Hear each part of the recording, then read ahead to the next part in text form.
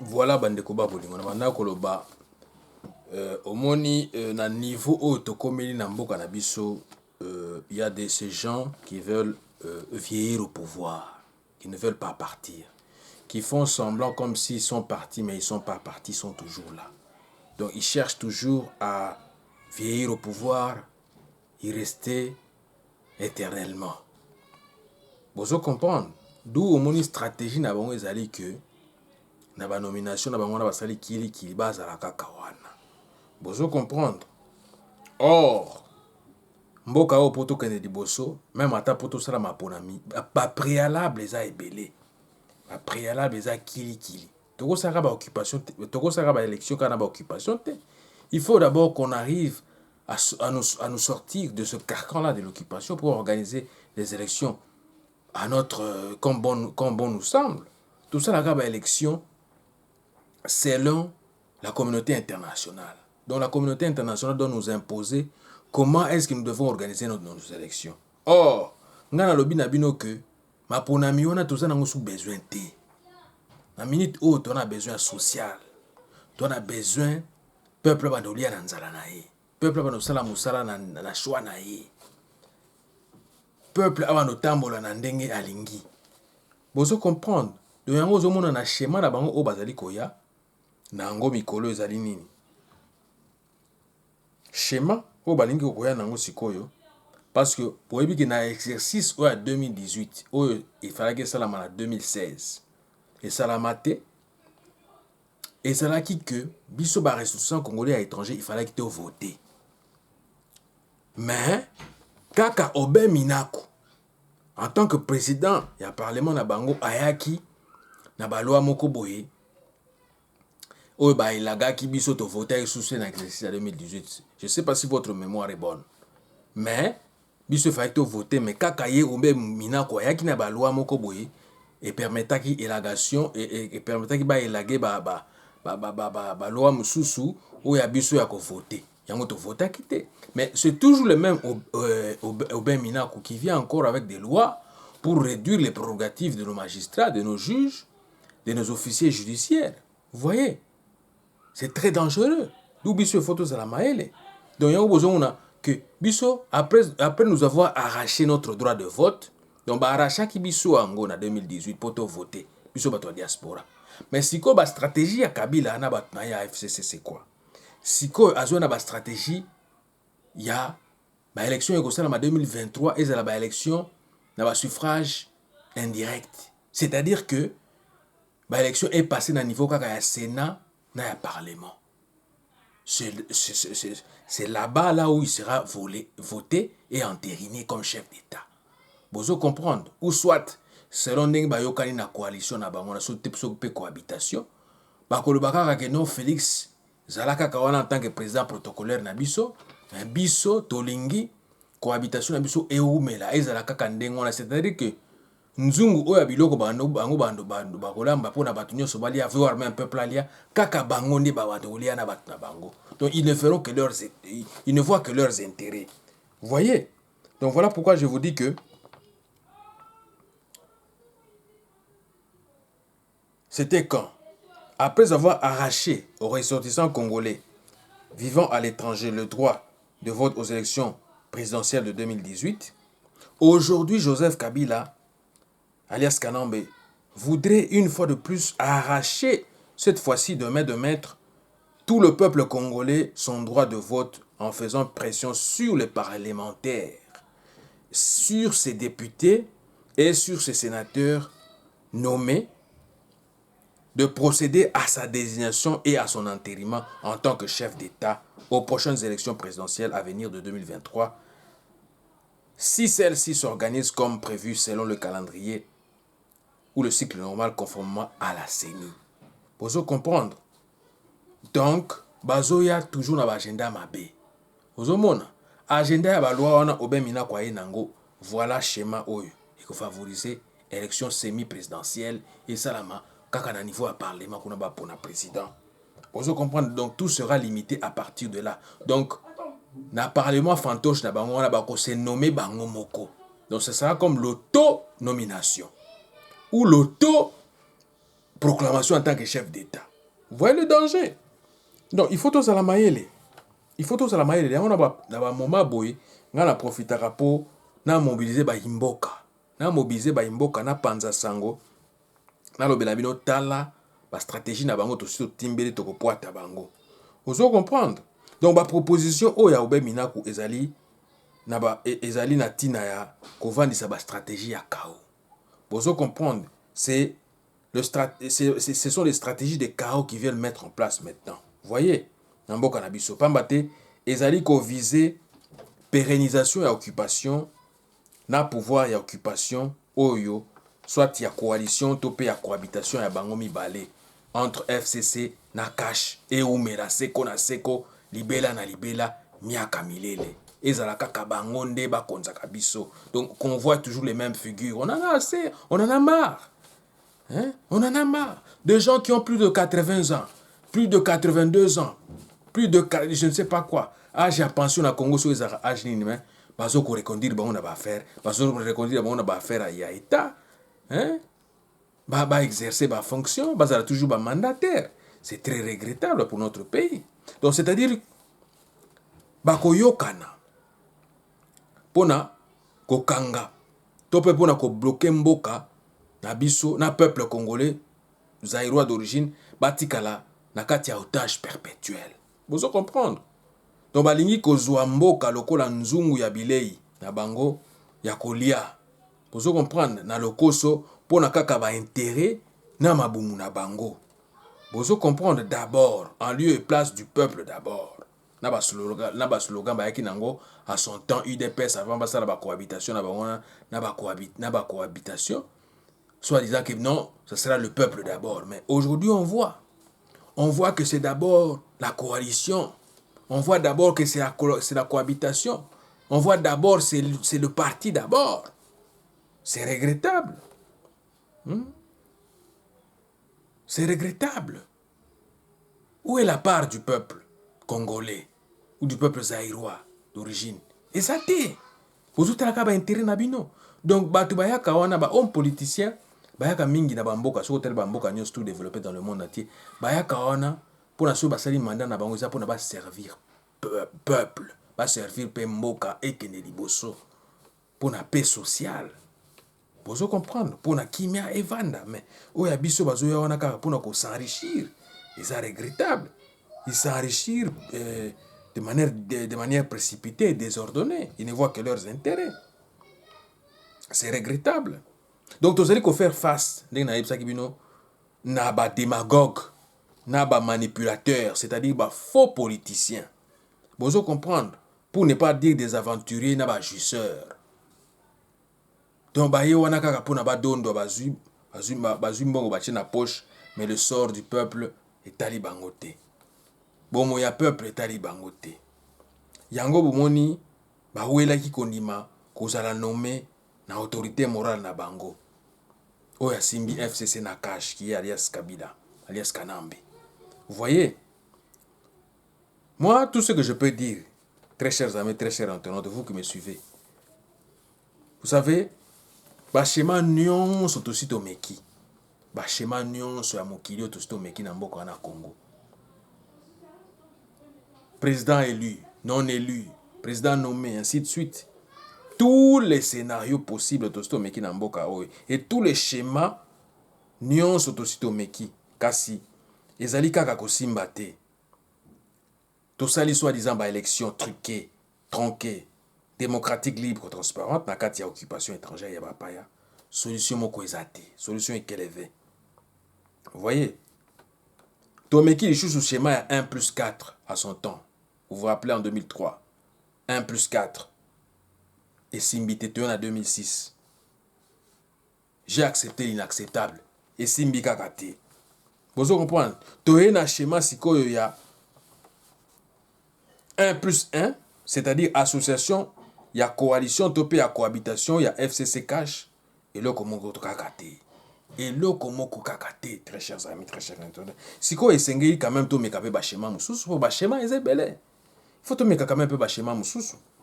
Donc, si quoi esengeli to meka schéma misusu oyo pe ekoki komema biso na libiki oyo ekoki komema biso na mwa délivrance Vous comprendre. Tokoki komeka pe schéma ya soulèvement populaire. Popular uprising ne balobaka na lopoto. Pona to longwa na position ya occupation. Hein? Na position ya occupation étrangère ya bapaya.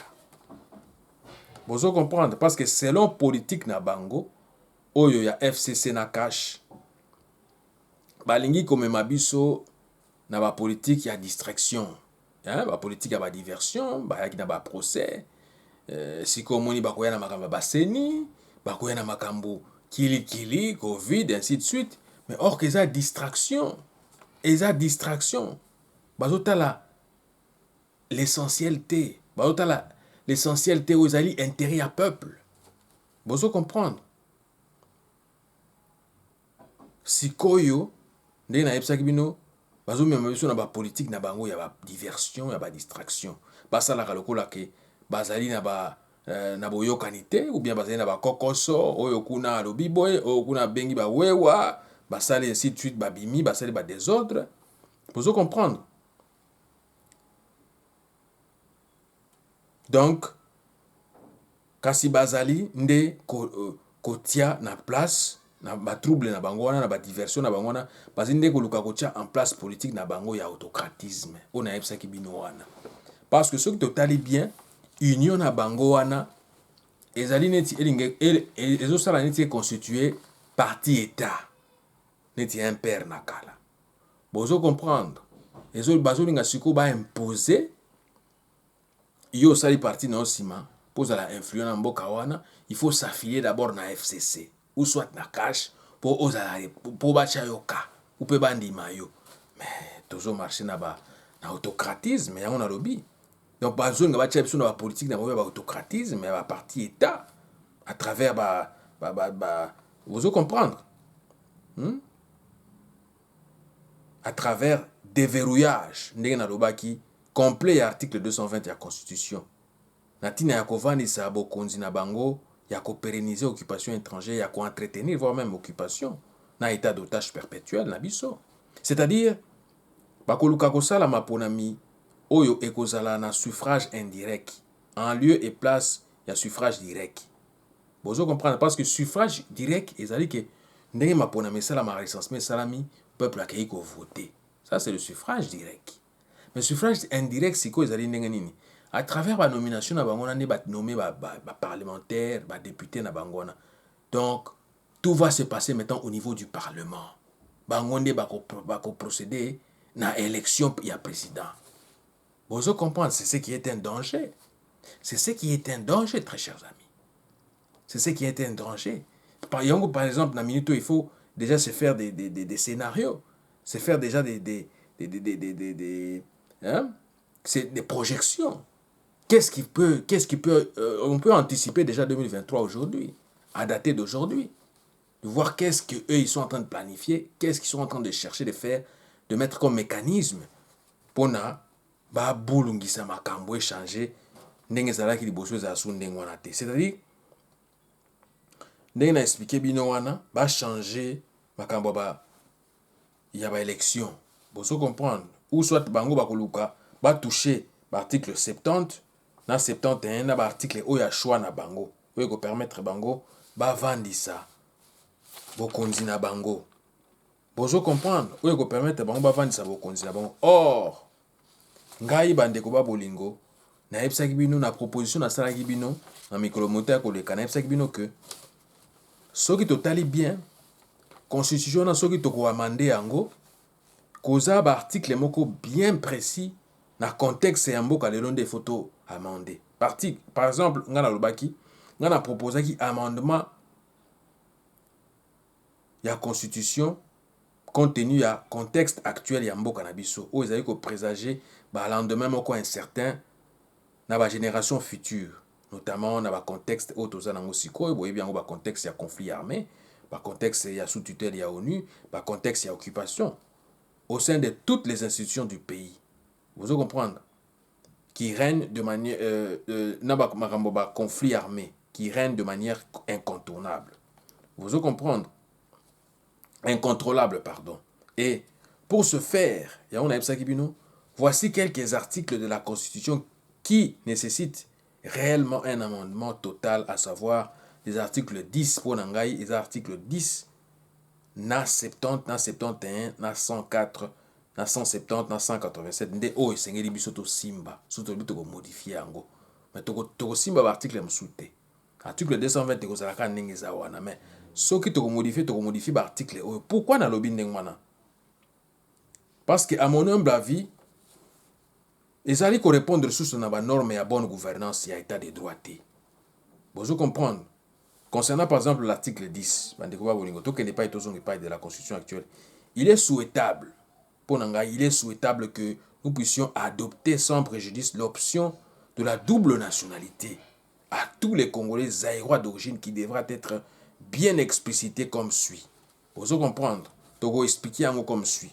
Parce qu'il faut peuple na biso oyo baza na double nationalité, bazo ba français, bakoma ba belge, bakoma ba anglais, bakoma ba américain. En tout cas, bazala toujours bénéficier de la nationalité na biso.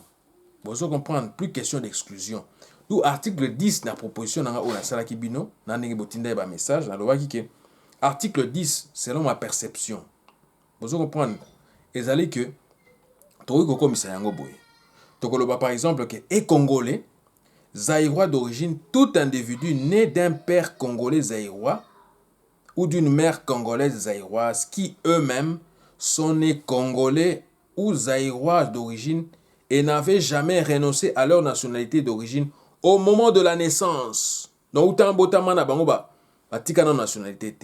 donc la double nationalité au yabiso est causala permise namboka nabiso vu la consécration de l'irrévocabilité de la nationalité congolaise zaïroise d'origine, une fois avérée. Donc, il faut pas consacrer la nationalité d'origine. Et ça l'a avéré. Ce que ça a avéré, et ça qu'on a la présomption, enquête et ça nous n'allons pas consacrer ça. Nous allons te laisser français. Hein? Vous comprenez, tu es français, tu es canadien. Mais 70. Vous comprenez, article 70 ndeko koma boye. Selon ndenge tolobaki. Le président de la République est élu au suffrage universel direct pour un mandat de 4 ans, renouvelable une seule fois. À la fin de son mandat, le président sortant cède ipso facto sa place à un président intérimaire jusqu'à la proclamation définitive ou à l'investiture du nouveau président élu. Vous comprendre, vous comprendre. Donc, le président a normalement élu dans suffrage universel direct pour un mandat siko élu à 5 ans, pour réduire le mandat il y a 4 ans. Vous comprendre, il y a 4 ans renouvelable, mbalamoko kaka. Mais le président, le mandat n'a pas cédé na président intérimaire. D'où soit total siko tombe élection salami total président o déjà zo mené na ba voix to tchaye déjà comme intérimaire et go zalande ngwana parce que to lingi ne renouveler na mboka na biso. Article 104 to tchaye ngo comme aboye eza sous o eza sikote. S'agissant du Sénat to koloba boye, les anciens présidents de la République légitimement élus, bolanda très bien, les anciens présidents ou chefs d'État de la République, vous comprenez, légitimement élus, ne seront plus réputés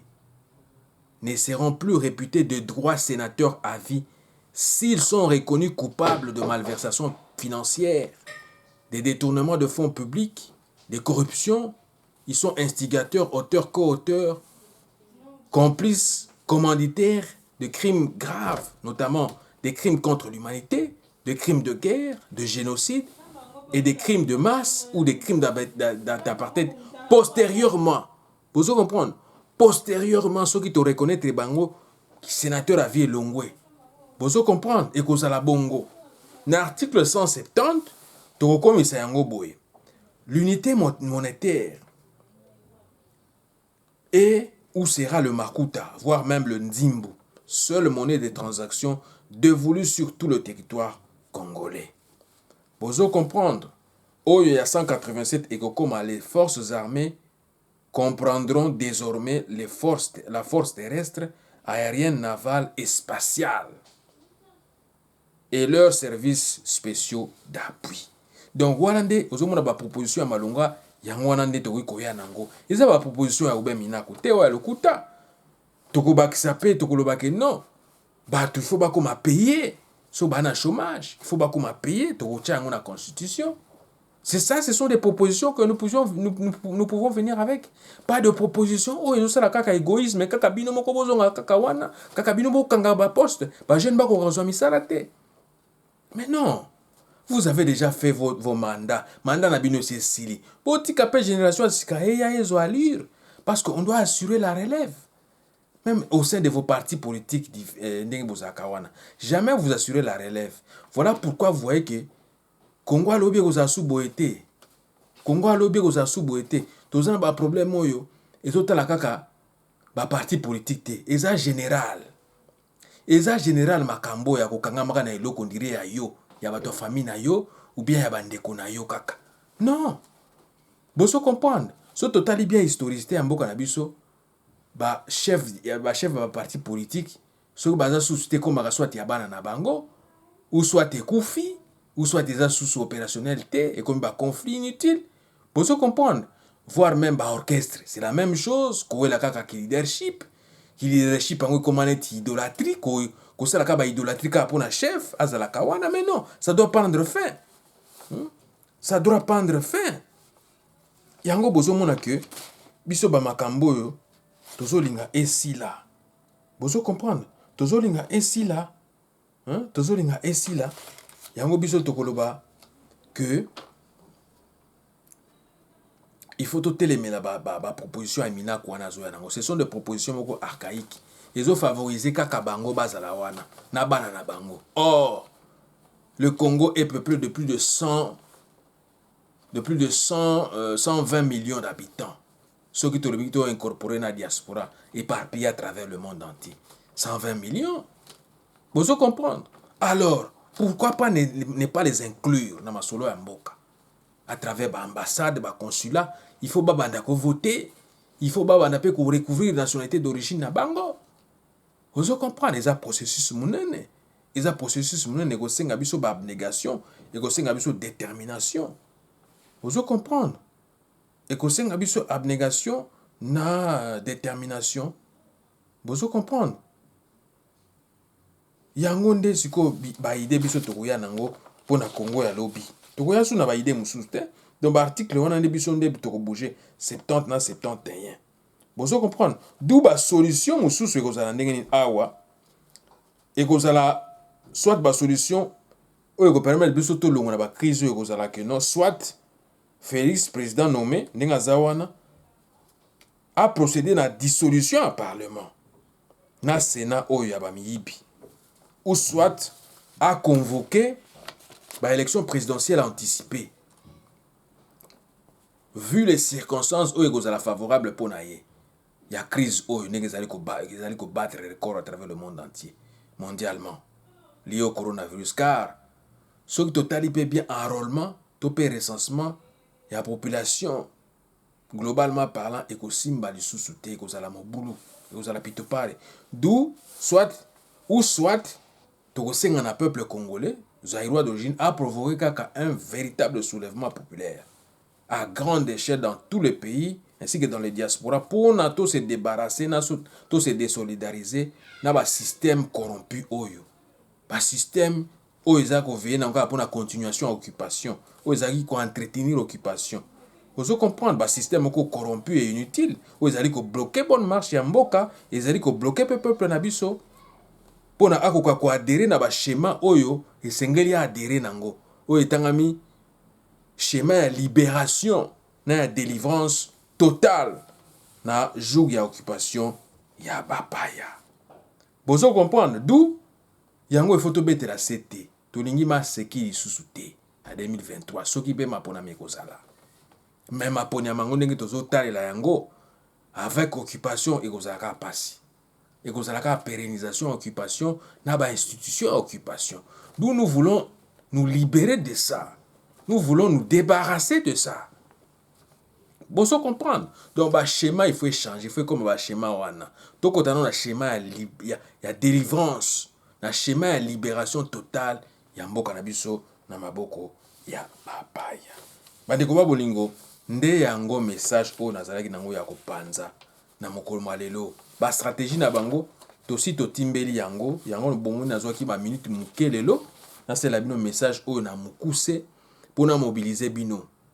Biso na diaspora toza déjà mobilisé na niveau pe ya mboka toko mobiliser bino de fond en comble. Toko mobiliser bino à travers ba réseaux sociaux, à travers ba makamu ndenge nyonso oyo permettra biso ba voie de communication poto solola na bino poto zaka na mboka moko to na ba mboka mibale te. Stratégie na bango na yebisaki bino bien eza ba éparpiller biso, ba panza biso, to yeba na sute, to mwangana, to bungana. Okomona na nzela tokomi kotunana est-ce que wana ezali MP na biso, est-ce que wana ezali président Beden Vision? C'est ce que eux ils veulent, la communauté internationale et ses alliés et l'occupation et les agents de cette occupation là, les accompagnateurs de l'occupation, les acteurs de l'occupation. C'est ce que eux ils veulent. Ils veulent que tu es mwangana, ils veulent que tu sois éparpillé, ils veulent que nous puissions être balkanisés. Mais nous allons veiller au grain. Nous qui habitons la diaspora et vous qui habitez le pays d'origine, nous allons veiller à ce que to tchaba ba garde-fou, to bunganate, to mwanganate, to zala éparpillé pété. To y baka place ni to ko investir bambongo na biso. Et ça la biso to di banda awa soki to mi tondeli pe mingi. Oyo ya surprise to kende ko tcha yango na bamboko na biso d'origine, to créer pe ba misala kuna. Misala ezate. Ezate kaka nyonso to tikeli kaka o bakambi na biso o légitimement élu basala. Non, il faut plutôt aider bakambi na biso o baza légitimement élu to tcha bango pe maboko to sunga bango pe pour bakende liboso. Donc message nazaki nango yango bandeko ba bolingo. To zala bomoko, to ikampiko, to zala plus mobilisé, plus déterminé pour na bamboka na biso parce que ba plan ezay belé na epsaki bino ba plan musu ezali. Oh ba information batindi nangi nazo récolter ka appel mail na biso tovandi libanda ba signalaki ngai plan moko boye oyo communauté internationale ezali ko bongisa na ba oyo ba pona poto comme seconde patrie na bango ba résident awa oyo ba salaka awa oyo ba komanda bango installer côté plan mususu ba signalaki ngai eza oyo bango bazotinda bana bitinda na bango, c'est-à-dire ba occupant bakende ko dépeupler na ko déplacer biso na mboka na biso poto ya koto. Siko à leur tour qu'est-ce qu'ils veulent faire? Ils veulent nous ravir nos patrimoines. Ils veulent nous ravir nos boulots, ils veulent nous ravir nos maisons, nos immeubles, nos entreprises que nous avons créées ici pour tous à la source na repère mon côté pour batindi kabiso na bamboka na biso parce qu'ils en ont marre. Ils en ont marre. Il y a un mouvement nationaliste par-ci par-là na bamboka belé bakomi kolamuka. Pour bango pendenge ezokende wana, Union européenne ezokenda ko mwangana. Union européenne ezokenda ko mwangana. Sikoyo ekokoma mutu na mutu akozala contrôle ya mboka na ye. Ekokoma mutu na mutu akozala contrôle ya ekolo na ye. Ba politique ya ndenge ezokendela kaka ndenge wana ekokende pe kaka ndenge wana. Na ba retrait wana bamboka ebele kozala retiré na ba institution internationale. Donc ekokoma droit international ekokoma na kokoso. Ekokoma na arbitraire ya kosakana te. Donc siko il faut se préparer. Il faut se préparer bandeko ba bolingo. Bozala mayele. Bowela bokende ko investir na bamboka na bino. Bowela surprise wana na muke botikali nango soki pe zakaka. Bowela bokende ko investir na bamboka na bino. Awa eloko mususu eza sute. Pour bakomi méchant, bakomi motema mabe. Bakomi koravir batu babiloko, bakomi koravir batu ba entreprise, bakomi koravir batu bandaku et ainsi de suite. Donc tout veiller, tout à la vigilant na mikolo mizali koya. Donc na ba membre nyonso sympathisant, na ba membre d'honneur ya Beden Vision, il y a groupe des ressortissants congolais de l'étranger, il y a ba association nanga kili to sala partout à travers le monde entier. Bozala mayele. Bozala mayele na mikolo mizali koya parce que ekokoma pitakani ya kosakana te. Ekokoma pitakani donc yango message azali nango ya kopanza yango wana. Ingeta.